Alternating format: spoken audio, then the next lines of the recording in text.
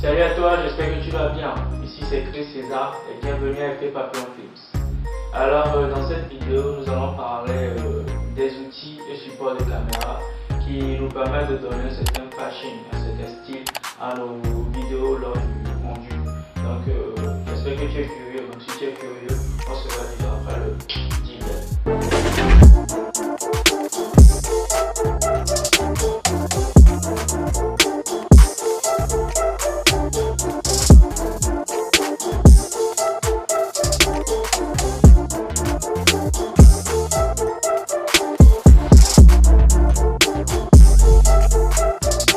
Alors, ce qu'il faut savoir quand je parle d'outils, je veux bien sûr parler des stabilisateurs. Vous savez très bien que la stabilisation aussi de notre caméra joue un rôle très important dans la qualité de notre vidéo. Donc, dans cette vidéo, je voudrais bien partager avec toi quelques outils, ou si je peux dire quelques stabilisateurs que tu peux utiliser ou peut-être que tu utilises déjà pour tes vidéos. Bien, ce qu'il faut savoir, ce que je partage avec toi, bien les outils que je vais partager, bien sûr les stabilisateurs que je vais partager avec toi, c'est des stabilisateurs que j'ai vu moi-même à utiliser. Donc n'hésite pas à mettre en commentaire, c'est-à-dire à la fin de cette vidéo, de mettre en commentaire les stabilisateurs que tu utilises ou que toi aussi tu connais. Donc pour commencer, on va commencer par le stabilisateur qu'on appelle menu. Oui, le stabilisateur qu'on appelle menu. Oui, menu, comme tu l'entends, menu. Alors, pourquoi menu? Ça c'est pour ceux qui débutent dans la vidéo, qui n'ont pas encore les moyens de s'acheter des stabilisateurs sophistiqués comme nous le voyons. Donc, cela ne va pas quand même t'empêcher de vouloir faire des vidéos. Donc, pour ça, qu'est-ce qu'il faut utiliser? Comme le nom le dit, menu. Je t'explique un peu. Tu prends ta caméra là, comme ça. Tu le mets au cou, c'est très important. Ce qu'il faut savoir, c'est ça. Donc, tu tiens tellement ta caméra et tu suis ton personnage. Tu vois que si tu tiens bien ta caméra et que ton personnage peut-être il est devant et que tu veux le suivre par derrière, toi tu es derrière et que lui il est devant, que tu veux le suivre, le personnage marche. Tu le suis avec la caméra tout en étant délicat. C'est vrai, par contre, quand tu vas vouloir te déplacer, c'est-à-dire en te déplaçant, la caméra bouge un petit peu. Mais il faut vraiment prendre le soin de vraiment la maintenir dans ta main pour que ça ne bouge pas beaucoup. Mais nous savons très bien que avant il y avait les anciennes caméras, les grosses caméras qu'on mettait à l'épaule et qu'on suivait avec, qu'on filmait, qu'on suivait notre personnage. Maintenant, on nous a allégé la tâche, on a eu à faire des réflexes beaucoup plus petits. Donc, ce qui fait que même si tu le tiens correctement à la main et que tu suis ton personnage derrière ou devant, tant que tu bouges, ça va mettre des mouvements quand même dans ta vidéo. Mais c'est aussi un style que beaucoup de vidéastes ou bien beaucoup de réalisateurs aussi utilisent dans leurs vidéos. Ça rend un peu vivant la vidéo. Mais par contre, si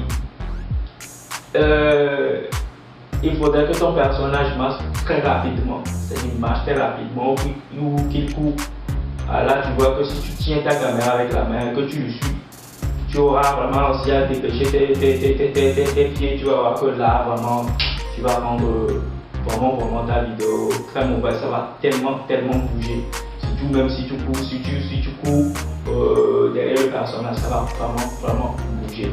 Mais par contre là-bas, en restant dans le même cadre là, un stabilisateur, si je me rappelle bien le nom, qui s'appelle un riz d'épaule. Voilà, un riz d'épaule comme le nom le dit. Voilà à l'écran. Donc le riz d'épaule, ça te permet maintenant de vraiment stabiliser ta caméra. Tu stabilises ta caméra et tu vas voir que le derrière, comment tu vois un peu sa forme, ça se met vraiment à l'épaule. Et là tu tiens les deux bouts. Et là tu mets le derrière maintenant bien sur ton épaule. Et là maintenant tu suis ton personnage, même si ton personnage est en train de courir ou en train de marcher rapidement. Avec le riz d'épaule, tu pourras bien faire très bon mouvement et bien stabiliser ta caméra.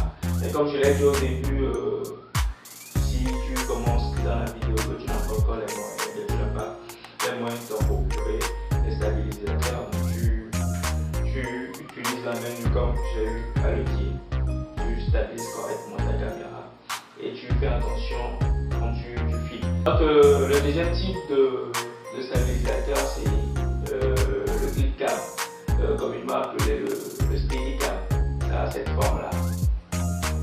Donc ça s'utilise beaucoup plus dans les clips vidéo. Si tu es vraiment fan des clips vidéo que tu débutes, je te conseille vraiment ce Steadicam. Moi-même quand j'ai eu à débuter dans la vidéo, j'ai utilisé ce Steadicam là. J'avais un pote qui avait ce Steadicam là. Donc tellement j'étais fan à l'époque de ce Steadicam et puis les mouvements de caméra que ça, les mouvements de caméra bien sûr que ça faisait.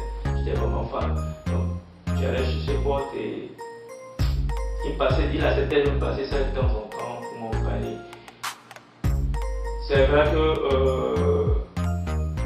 ça donne de très bons mouvements quand tu filmes.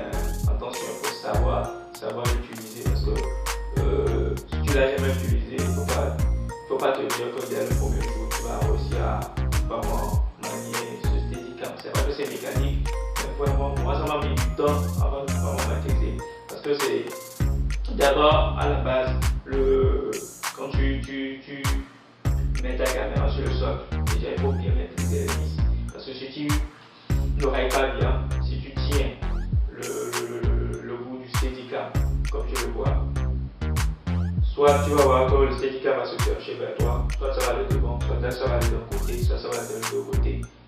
Le problème vient d'où tu vas mal régler, donc il faut vraiment maîtriser ça. Non seulement ça, c'est aussi maîtriser comment le tenir pour pouvoir faire de très bons mouvements. Donc si tu as un poids peut-être, tu as un poids qui a un Steadicam, tu peux aller le voir, il peut essayer de passer ça. Comme je l'ai dit, j'avais un poids qui me passait ça. Ce que je m'entraînais souvent, c'est bien qu'il me passait pas ça chaque fois parce que souvent quand j'avais des marchés de clip, là il me louait ça parce que là ça parle business comme tu sais. Donc si tu as un pote qui a ça, tu peux essayer de le voir pour qu'il te passe ça. Et tu peux aussi t'entraîner avec, aussi faire de très bons mouvements de caméra avec. Comme je l'ai dit, si tu es fan des clips vidéo, parce qu'il faut savoir que ça, le Steadicam, ça ne s'utilise pas partout. Si tu veux aller filmer un mariage, tu ne vas pas utiliser un Steadicam. Si tu veux aller filmer quelque chose de sérieux, tu ne vas pas utiliser un Steadicam. Là, c'est vraiment dans un très bon plan. Donc, comme j'ai dit, ça c'est beaucoup plus pour les clips. Tu peux l'utiliser et faire de très bons mouvements de caméra avec. Donc voilà, comme je l'ai dit, c'est mécanique, donc pas stressé. Mais vraiment t'entraîner avec, vraiment maîtriser ce Steadicam. Donc le prochain Steadicam, donc je vais te parler bien le prochain stabilisateur, bien sûr. Au lieu de stabilisateur, j'ai dit Steadicam, stabilisateur. Nous avons les Roni, ça tu connais. Les Roni, elle, comme tu le sais, elle est électronique. Donc, pour le piloter, pas besoin d'avoir de l'expérience sur ça. Tu peux déjà même le premier jour, si tu ne l'as jamais utilisé, tu peux le premier jour t'en sortir. Mais vraiment, ce qu'il faut maîtriser, c'est vraiment calibrer ton appareil. Si tu as réussi vraiment à calibrer ton appareil sur un Roni, là tu es bien parti. Le reste maintenant, c'est vraiment t'amuser, ça donne de très bons mouvements de plan. Le Roni, ça donne vraiment de l'esthétique. Dans les vidéos, tu joues quand tu suis le personnage, quand le personnage se déplace, quand le personnage s'amuse, fait tout ce qu'il veut avec le Roni.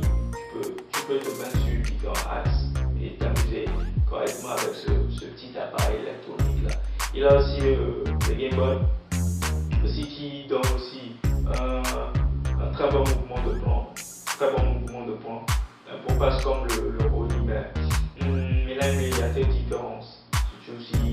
Si tu expérimentes le Game Boy et si tu expérimentes le Roni, ça a l'air d'avoir presque bons mouvements de plomb, mais un peu de différence là-dedans. Je tiens à te dire que tous les stabilisateurs que je viens de citer, c'est des stabilisateurs que j'ai eu à utiliser en fait. Et il y en a plein, il y en a plein de stabilisateurs. Donc je n'ai pas cité tous ces stabilisateurs, j'ai juste cité ce que moi j'ai eu à utiliser. Et comme je l'ai dit, quand moi j'ai débuté, j'ai commencé avec les Steadicam, j'étais fan des clips et je suis toujours fan des clips. Donc j'ai commencé avec les Steadicam avant maintenant d'utiliser un body et aussi un Game Boy. Donc si bon, tu n'as pas les moyens maintenant de l'acheter, il y en a plein maintenant. On loue des Rony, on loue des Game Boy. Donc s'il y a des projets personnels, à la tête de mettre de la thune de côté, allez voir ceux qui louent cet appareil et là tu loues. Ça dépend de toi si tu as envie d'expérimenter un Game Boy. Là tu loues un Game Boy et tu travailles sur ton projet. Si tu as envie d'expérimenter un Rony, tu loues ton Rony et là tranquille tu travailles sur ton projet. Et là maintenant, au fur et à mesure aussi, tu mettras comment je peux dire, tu mettras du style voilà, à tes vidéos. Donc voilà ce que je voulais partager avec toi, je voulais partager avec vous dans cette vidéo là. Donc je tiens à rappeler qu'il y a plein de stabilisateurs. Donc ceux que j'ai eu à citer, c'est ce que moi j'ai eu à utiliser. Donc n'hésite pas à mettre en commentaire les stabilisateurs aussi que tu connais. Tu peux m'en citer plein. N'hésite pas à le mettre en commentaire. Je suis ravi aussi d'apprendre de toi. Donc voilà un peu. J'espère que tu es abonné. Si tu n'es pas encore abonné, que tu suis la vidéo pour la première fois ou tu tombes sur ma chaîne pour la première fois, allez, vas-y, clique sur le petit bouton rouge pour s'abonner. Ensuite sur la petite cloche de notification, histoire de ne rien louper. Bien, on se dit à bientôt.